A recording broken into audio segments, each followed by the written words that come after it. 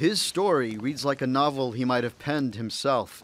Chezaray Battisti, revolutionary, convicted murderer, and writer, finally caught after 40 years on the run. For many years, not only the relatives of the victims, but the entire country were mortified by governments that were protecting a terrorist like Battisti. It all began in the 1970s when he belonged to an armed leftist group. It wanted to bring down the Italian government, and in 1979, Battisti was jailed.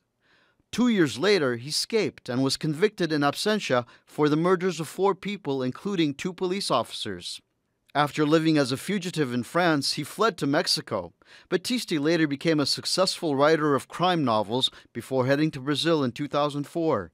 He lived under the radar until he was arrested again in Rio de Janeiro in 2007.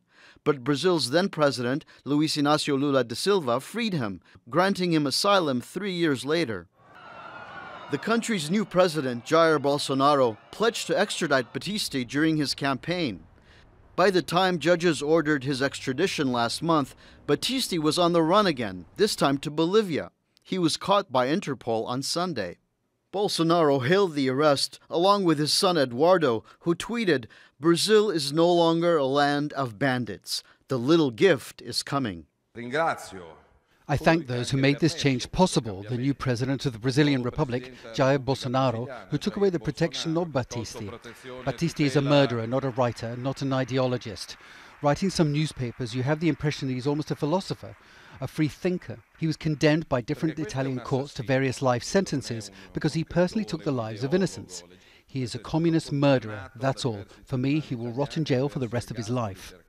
Battisti has always maintained his innocence, saying he escaped prison in 1981 because he believed he'd be tortured and killed.